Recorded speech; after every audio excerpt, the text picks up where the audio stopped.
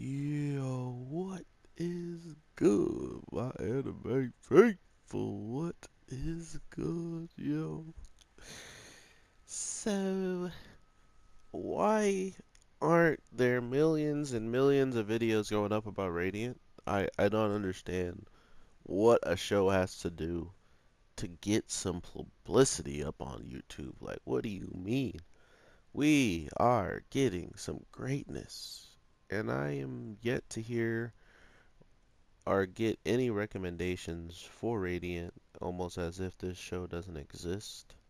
Which is fine for me, because I mean, I get to soak up all of the Radiant fans that are super dope and chill, while we just have a whole bunch of channels that just aren't talking about it. So, unfortunate, but at the same time, ooh, this should be fun.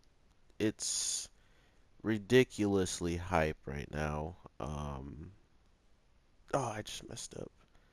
The thing that just occurred in this week's episode has me so confused, like usual, but I'm gonna take a crack at it. But fully, before I get into it, make sure you guys subscribe, hit that notification bell to be instantly notified by your boy the Anime G when I drop that content. But with this week's episode, it all picks back up with who I think is the brother of what's his face of Seth, because usually in these shows they don't really go far and beyond when it comes down to like relatives. They won't be like, "Oh, I'm your second cousin removed uncle." You know, they usually go straight for dad or brother or um, like second cousin that's been removed. No, no, no. But they usually go for, some of the more simple relatives, and I don't know if that's a weird thing that they just enjoy to do out there, or that they don't necessarily have as many names for like relatives like that. But whatever the case, it's definitely like his brother or a father or something along those lines, in my opinion. And then if it is, he's just talking to him, and pretty much he gives us the information of like, we he's like, I care about you pretty much, and you're out there running off, going back out to fight when I was just, just getting to talk to you and stuff like that. So that all interests me very much, just to see what they were to each other. Not to mention the whole entire fact that he didn't really, it seemed almost like he was disappointed that he wasn't using all of the potential that he had.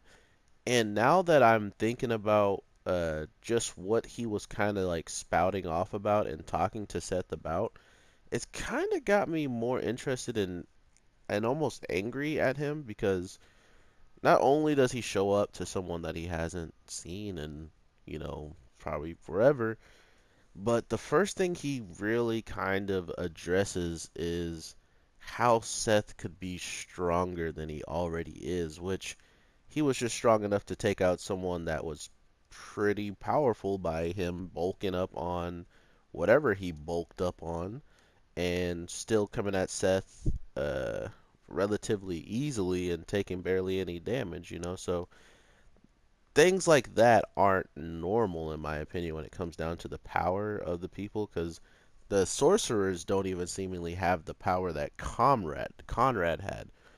So if he had that, which I guess maybe he was drinking miracles, because that's what we kind of learned what is the opposite of Fantasia, or the um, how do you say, the the thing that's battling for superiority over Fantasia, in the sense of humans fighting it itself, is these miracles, which they could just be calling it miracles, and the guy that we see this week's episode, Seth's brother or like father or something, could be the one that gave them their abilities in the first place, thus making them like not really miracles, and more like just weird ways for them to tap into Fantasia, and they don't even understand that that's what they're doing. Uh, but that's my first like observation of it. It's like it kind of Miracles kind of got hurt by uh, Fantasia, but at the same time, the way that they end the battle was a sword through the back, So why didn't the Miracle, if it was going to show that it's that much more superior, maybe he did use a miracle to get there so quickly, because I mean, Seth couldn't even yell out, which he would have if he had the chance to, that he was behind her. Just nothing really uh, seemed right during that whole like transaction. But regardless, he pretty much has just witnessed one of the worst things that heroes probably shouldn't witness when they haven't even been using their full potential on maybe two levels. I mean, to be fair, Seth's goal is to save everyone. That's what he has expressed. He doesn't want to destroy everybody. So for him to now see someone destroying someone that he was so close to bringing back, that was on the brink of destroying innocent people, you go and kill that person in cold blood from behind nonetheless. And he's pretty far away from where this is all taking place. It just kind of sucks for Grim and the girl that's on the broomstick with him, in my opinion, because I feel like he's about to snap. And next week's episode is called Awaken. If he awakens right next to the homies, that's gotta suck for them, and that's unblockable. So that's just how I'm looking at it. It's clearly, clearly not over in Rumbletown, and if it is over, that's pretty nutso. But I definitely want to see Seth quote unquote awaken. If it is him even awakening, maybe her being hit like this, hit in such a vital spot, and still being in this town where she's pretty much grown up with those nemesis, they might actually find a way to um, give her a little bit more life, or nonetheless kind of uh, get fueled by her or something along those lines. I'm not really sure.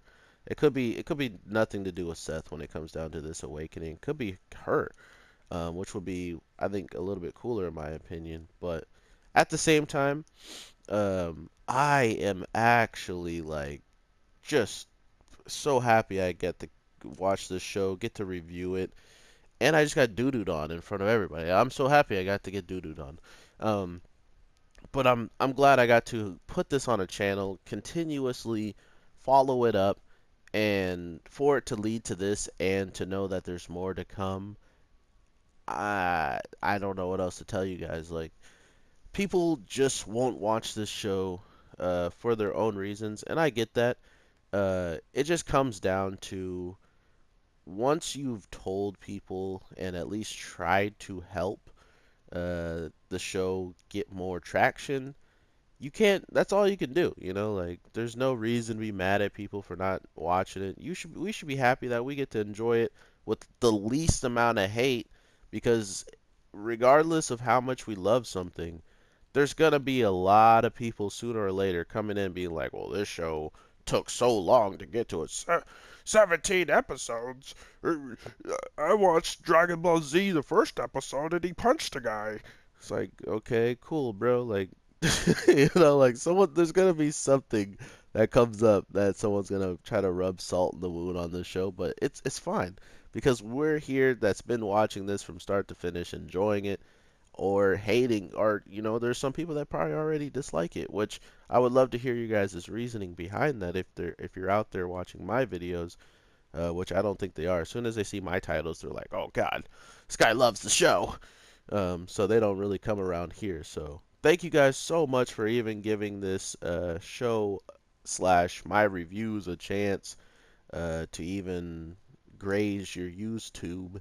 But I really hope you guys give this show a fair chance and actually look into what could potentially come out of this show. Seth not only like put one on the level of someone using multiple nemesis on her side, and they're like living in this scroll, giving her pretty much the energy she needs when she's asking for it. I don't even think she's necessarily formulating it all out of herself. So if that's the case, she literally, can somehow put the nemesis powers to her use instead of the nemesis being capable of just attacking on their own.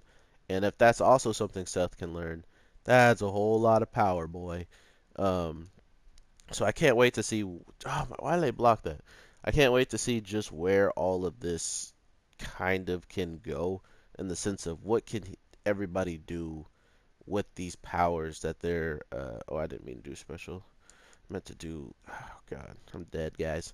What they're going to be able to do with their powers and what they're going to show us throughout the show when it comes down to Seth's ultimate goal of saving everybody. Will he continue to see that? Because not only did he try to convert somebody into doing the same as him, but it didn't work nearly as well as he wanted it to, simply because time wasn't on their side with these people showing up, and just the overall um, length it took for him to realize that she went through everything he did and she just didn't see eye to eye with him. So he had to stop fighting that and kind of see eye to eye with her to actually get a better understanding of just why he couldn't win a fight against somebody who truly, truly could help in a good way, but is already too far gone until she sees the light within his vision of what good and evil should be doing with this ability that they have. So, truly happy to get to talk to you guys about this show. I will talk to you in the next one. I am the Anime G, and I got destroyed by a ball day. Um, I am definitely going to try to beat this thing on Soul Calibur. I haven't been able to beat the light side, so I'm working on that. We'll have some more Soul Calibur videos in the meantime. So I hope you guys have a good day, night, evening, whatever the case it is for you, and I will talk to you in the next one. So yeah, everybody take care and go check out my Sword Art video. Show that some support too if you don't mind. All right, peace.